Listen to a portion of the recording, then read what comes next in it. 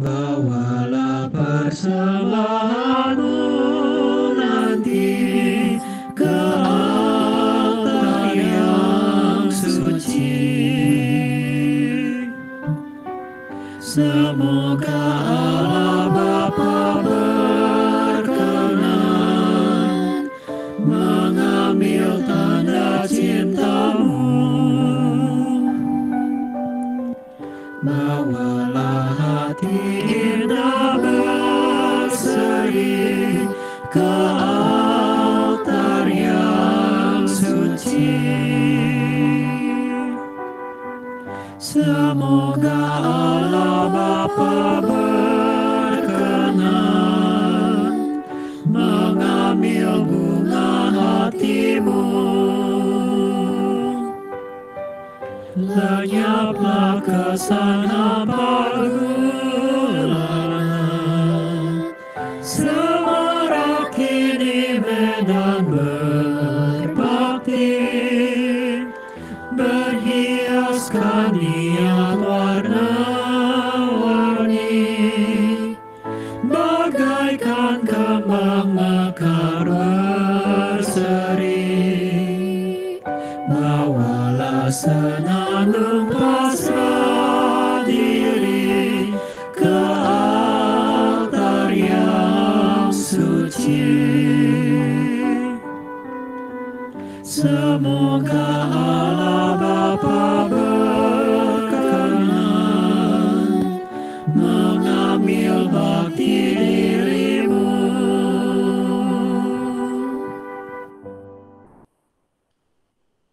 Selamat pagi Romo dan selamat malam untuk teman-teman. Nama saya Lucy, senang sekali kita ketemu lagi. Kita akan lanjutkan lagi latihan rohani kita yang tema besarnya adalah ketika dua orang bersama.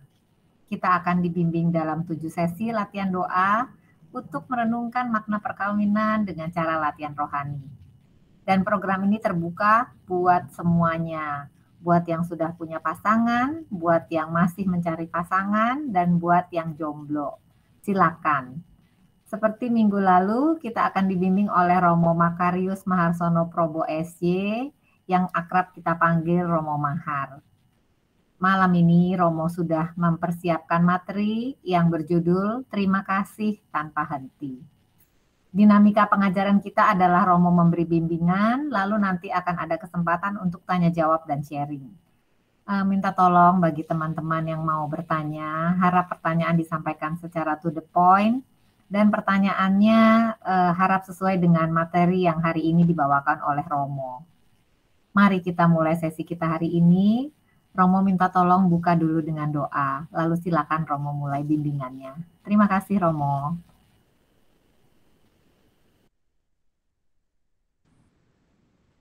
Terima kasih. Selamat malam, berkah dalam. Mari kita berdoa. Dalam nama Bapa dan Putra dan Roh Kudus. Amin.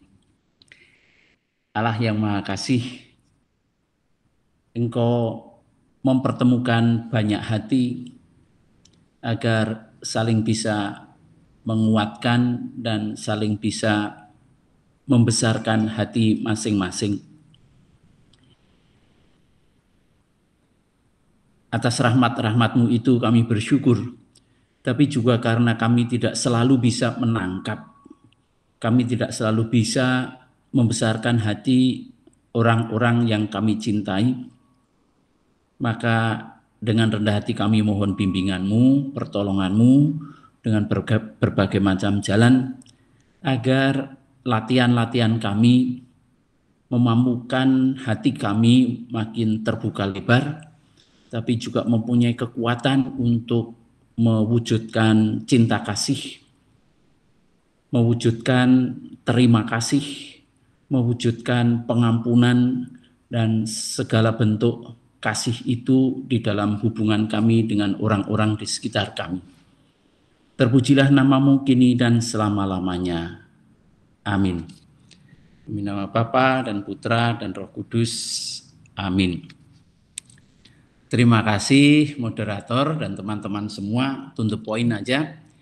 Untuk hari ini saya memulai dengan ajaan. Kalau Anda mau makan bakmi Mbah Hadi di Jogja, saya kira adalah useless kalau saya menerangkan bakminya itu seperti apa, kuahnya seperti apa, lomboknya seperti apa, tempatnya seperti apa, tanpa Anda duduk menikmatinya. Jadi paham ya? Jadi kalau mau makan bakmi Mbah Hadi di Jogja ya silahkan datang di sini, duduk, pesan, makan, menunggu yang lama, tetapi 10 menit memakannya itu menjadi sesuatu pengalaman yang wah ini enak. Demikian juga pengalaman dengan berterima kasih tanpa henti dan menemukan, oh aku bisa ternyata. Berterima kasih, aku bisa membesarkan hati, aku bisa menguatkan hati orang lain dan membuat hatiku menjadi semakin lebar seperti samudera. Itu tujuannya. Maka saya langsung saja memulai dengan bagaimana itu bisa kita buat. Minta tolong karena saya tidak berhasil menampilkan di sini slide.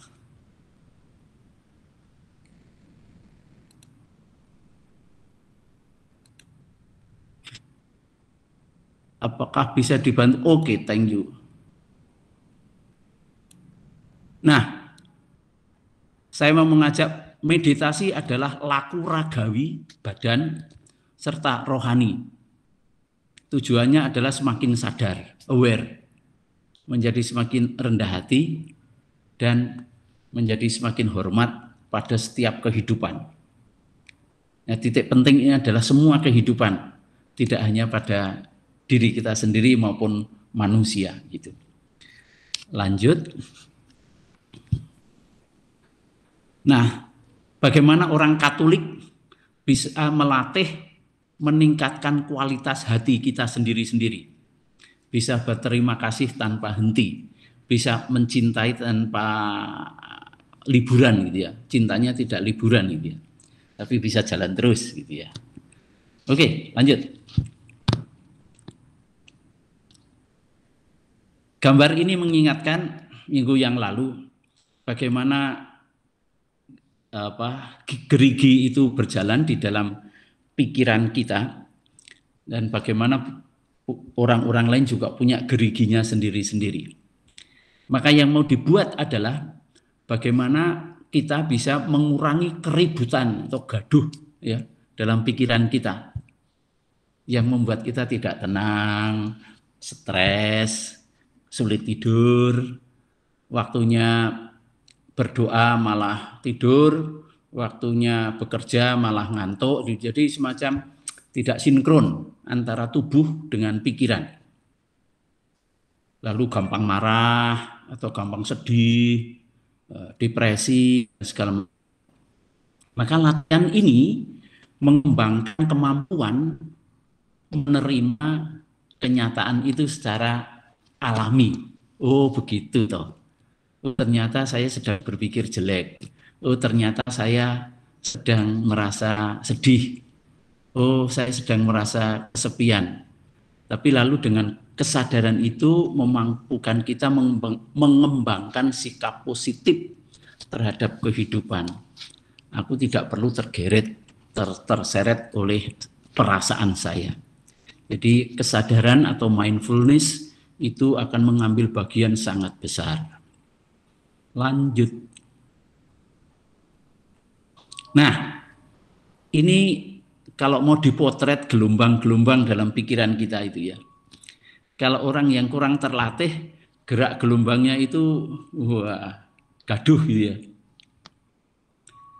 Tapi justru semakin melatih meditasi, lalu gelombangnya itu akan semakin pelan. Jadi semakin pelan. Dan semakin pelan, yang hebat, itu lalu semakin memampukan kita mendengarkan sabda Allah. Mendengarkan kitab suci. Tetapi juga mendengarkan pasangan kita atau anggota komunitas kita. Yang sangat sulit itu memang mendengarkan, memahami orang gitu ya, dengan kemampuan mendengarkan. Nah, caranya adalah basicnya dulu dilatih adalah kemampuan untuk menghentikan gerigi pikiran kita itu diperlambat, dibuat makin tenang, dan akan terjadi kemampuan untuk semakin mendengarkan.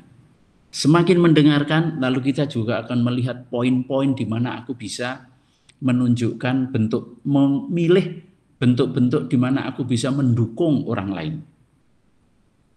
Ya.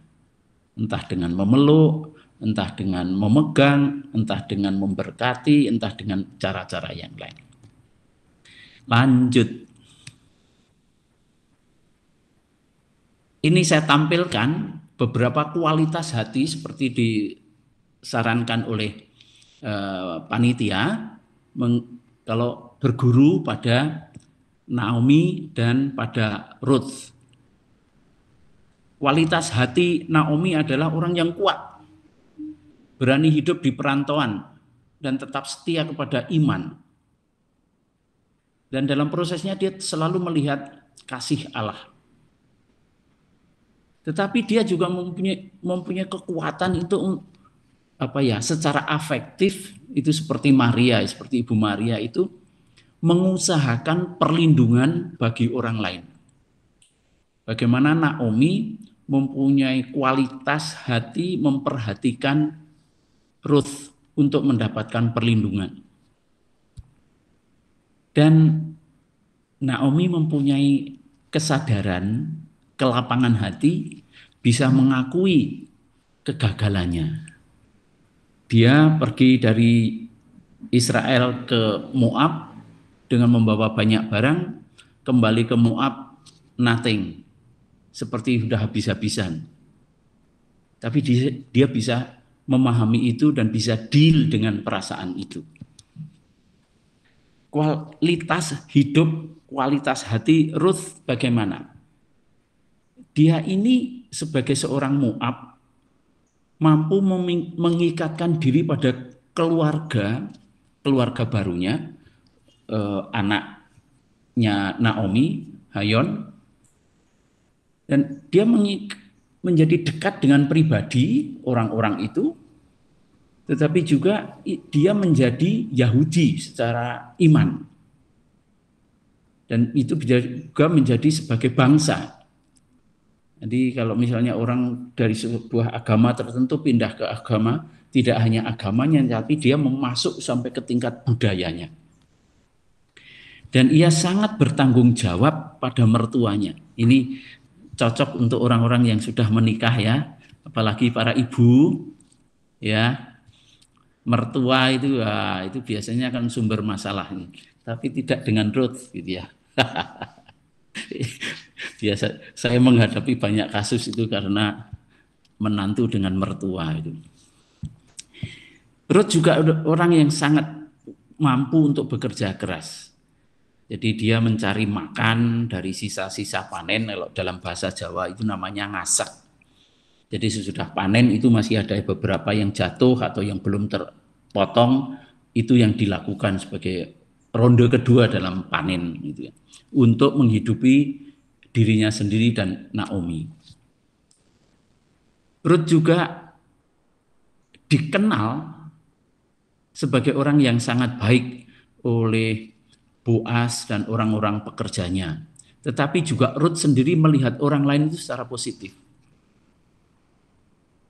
Dan dalam seluruh proses itu yang kitab suci akan menampilkan, ternyata dengan seluruh proses itu oleh kitab suci ditunjukkan bahwa inilah cara Allah memilih Ruth untuk ambil bagian dalam rencana Allah menghadirkan Daud Raja Israel.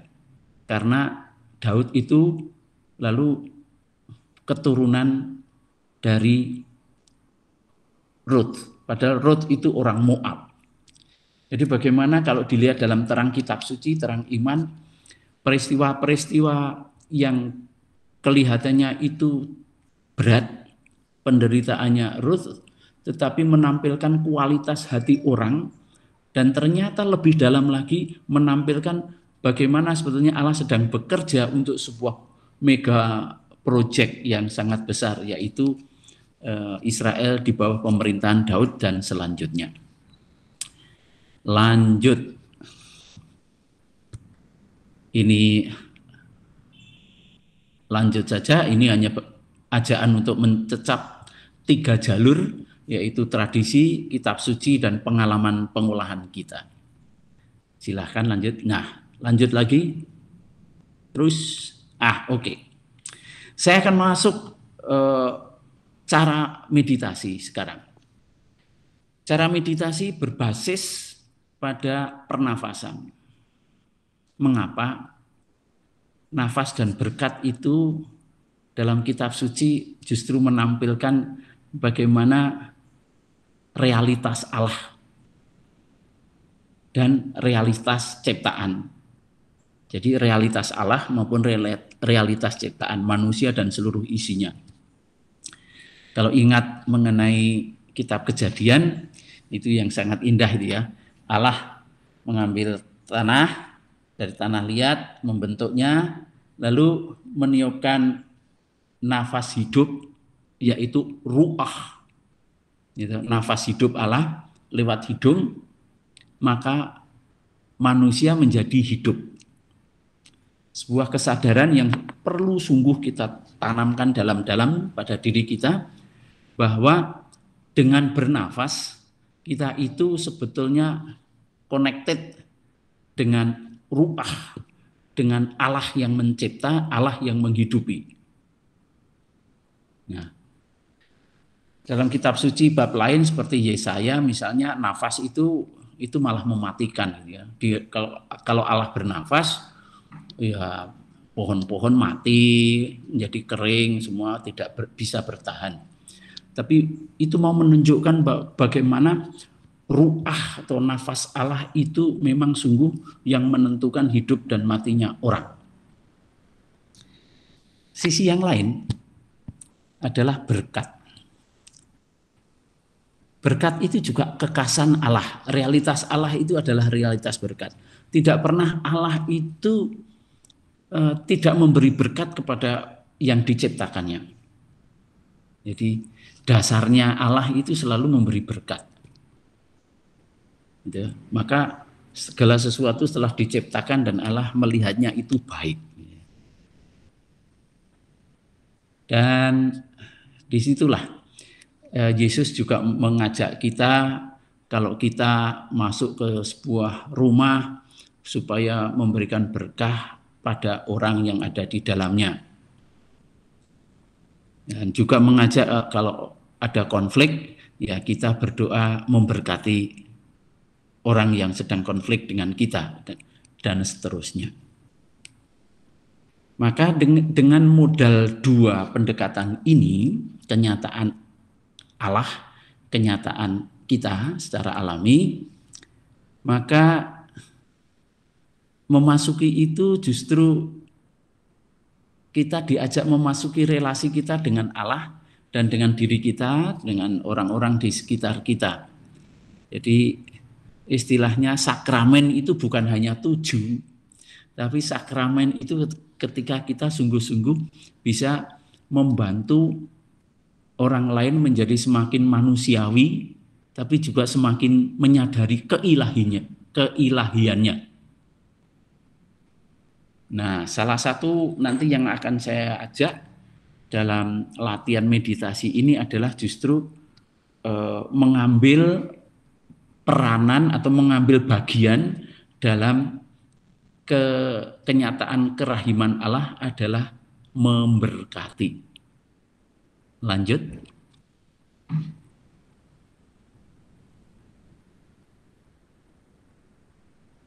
Silahkan lanjut.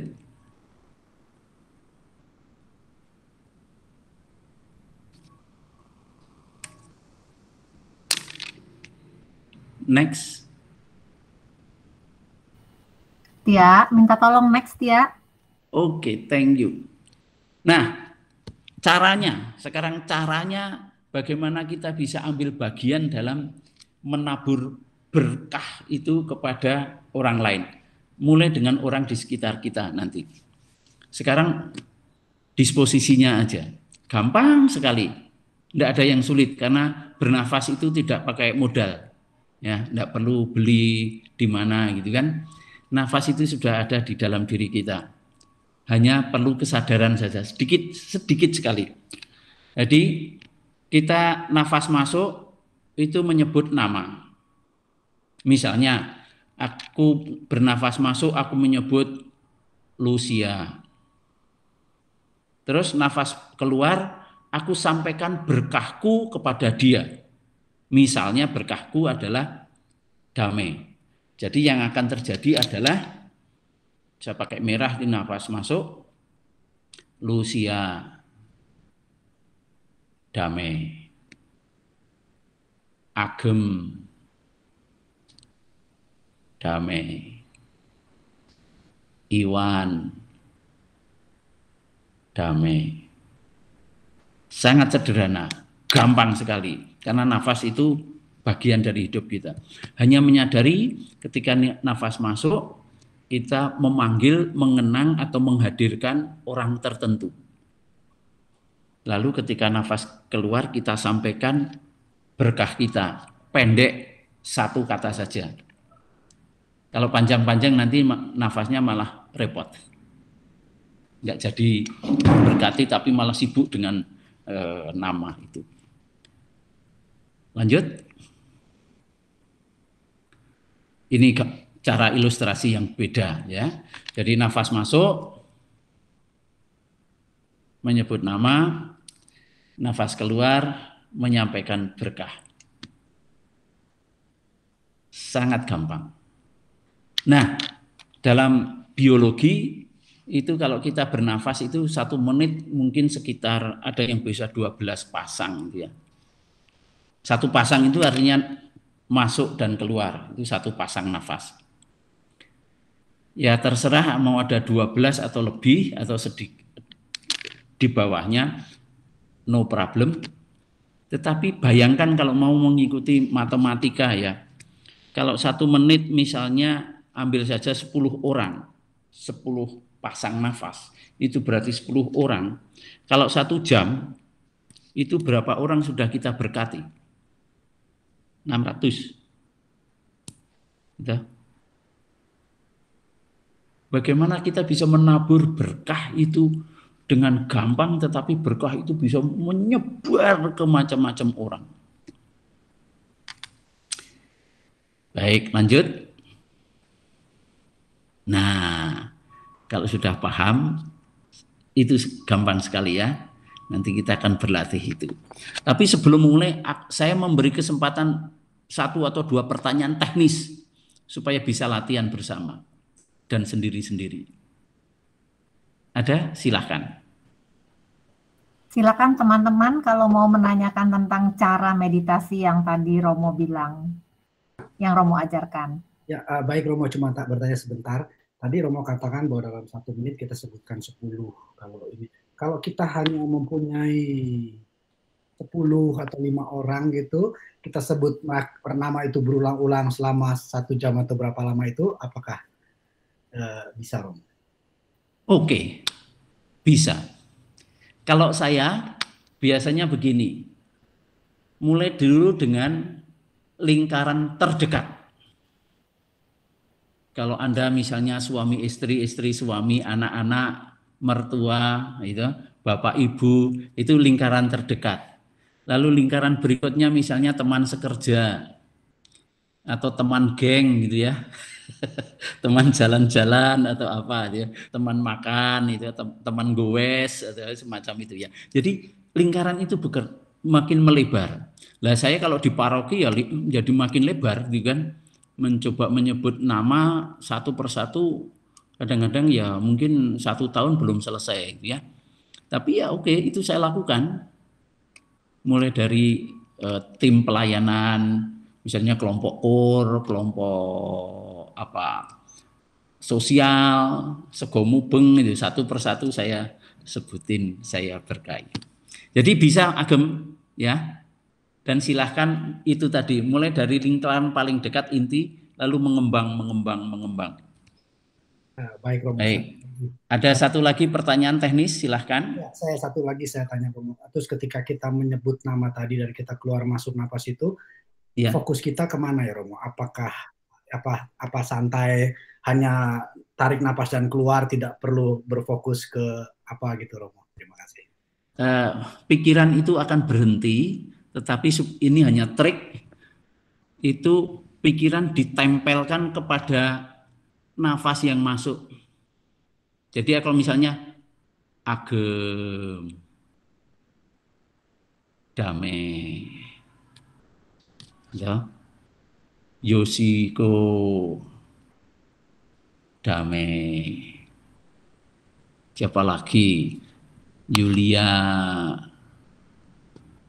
damai. Jadi nanti pikiran itu enggak kemana-mana, hanya ditempelkan atau dilekatkan pada nama dan berkah itu. Ya, oke. Romo, ini Elizabeth, boleh satu lagi Romo? Pertanyaan. Oke, yes. Itu kalau yang mirip-mirip agem juga, kalau lagi membayangkan orangnya tuh membayangkan mukanya apa cuma nama aja? Terus pertanyaan saya yang kedua, apakah kita mesti sembahyang dulu sebelum mulai begini? Ini sembayangnya begitu, sembayangnya adalah memberkati. Jadi sebut saja namanya, entah badannya yang cantik itu teringat atau hidungnya yang pesek itu terbayang, udah biarin enggak apa-apa gitu ya. Enggak diperdulikan gitu ya. Tapi Bapak pribadi itu kita hadirkan gitu. Oke. Makasih, Mo. Oke. Begitu ya. Romo. Saya sebagai ya. Romo, satu lagi. Begitupun dengan berkatnya Mo ya. Kita boleh ucapan apa aja yang terlintas di kepala kita ya Mo, bukan cuma damai tapi bisa aja sehat, bisa aja gitu ya Mo. Berkatnya penting, pendek, satu kata yang paling ingin aku berikan kepada orang itu.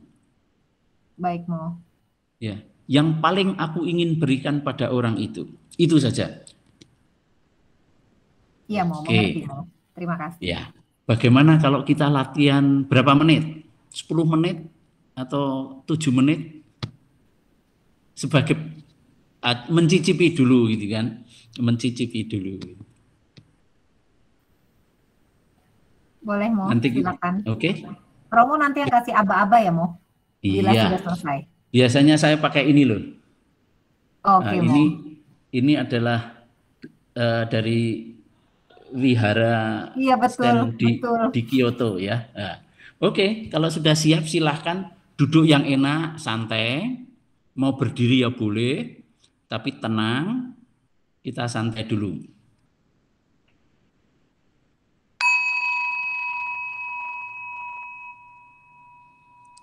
Silahkan mengambil posisi yang tenang, rileks.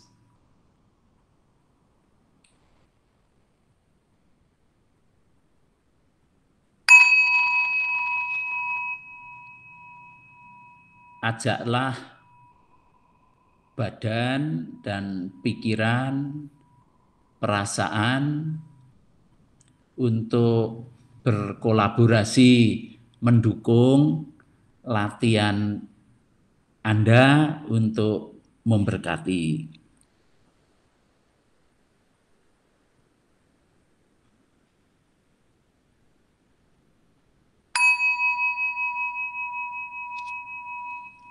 Kalau sudah tenang, sudah siap, silahkan memulai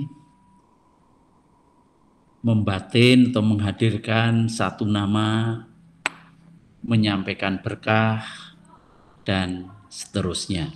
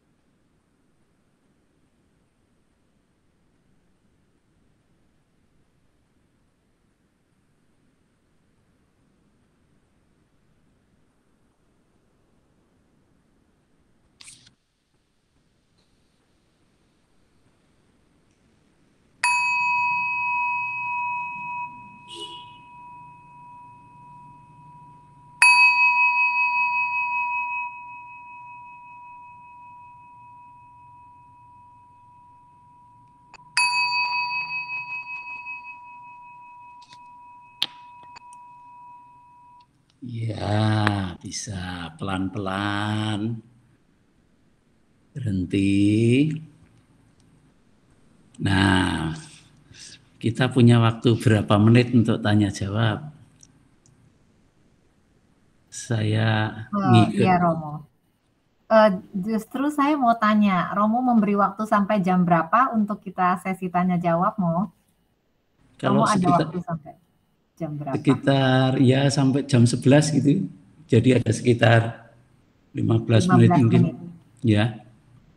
Baik Romo, terima kasih. Kalau diperlukan mungkin enggak sampai ya enggak apa-apa, santai saja. Baik. Kurang lebih ya, Mo. Kurang Iya. lebih ya, Mo. Oke. Bagaimana pengalamannya? Romo, sebelum masuk ke sesi sharing dan tanya jawab, apakah boleh saya mulai dengan pengumuman dulu, Mo, dari tim? Oh iya, tentu. Ya, silahkan. Iya. Teman-teman, sebelum kita mulai sesi sharing dan tanya jawab, kita lihat dulu pengumuman dari Tia. Iya, bagi teman-teman yang ingin berbagi berkat untuk mensupport WKICU, Anda bisa mengirimkan cek ke Marcella Raharjo atau bisa juga Anda Zelle ke jovara3@gmail.com. Terima kasih banyak kepada teman-teman yang selama ini sudah setia mendukung WKICU baik dalam bentuk doa dan partisipasi maupun dalam bentuk dana. Thank you Tia. Teman-teman, mari sekarang kita masuk ke sesi sharing dan tanya jawab. Sekali lagi saya mau ingatkan bagi yang mau bertanya, harap disampaikan secara to the point pertanyaannya dan harap sesuai dengan konteks materi kita hari ini yang dibawakan Romo, yaitu tentang terima kasih tanpa henti. Dan juga Romo, ada berapa pengumuman lagi masih ada di presentation? Oh iya, sorry saya nggak lihat. Kemudian untuk sesi minggu depan kita balik kembali ke hari Kamis malam. Sesi ketiga, topik kita berjudul penyesalan dan maaf. Kita ambil inspirasinya dari kitab Kejadian 12 ayat 1 sampai 20. Kemudian ini adalah sesi terakhir ya, Tia ya. Sesi terakhir dari Iman yang Berpikir bersama Romo Andang. Hari Minggu sore, dan judulnya adalah Yang Baru dari Amoris Laetitia. Saya betul nggak bacanya, Romo? Betul, Laetitia. Yang baru dari Amoris Laetitia. Ada lagi Tia? Oh, kemudian ada lagi memahami manusia sebagai ciptaan Tuhan. Ini ada dari Romo Thomas Hidyacaya SY. Ini adalah sesi IYB setelah sesi Romo Andang selesai. Jadi sesi ini akan dimulai di bulan Oktober dan akan dibagi menjadi 9 sesi. Begitu Tia? Iya. Terima kasih Tia. Mari kita masuk ke sesi tanya jawab teman-teman. Dan seperti biasa, rekaman akan di-stop. Silakan bagi yang mau sharing pengalaman barusan, pasti Romo ingin dengar apa rasanya membagi berkat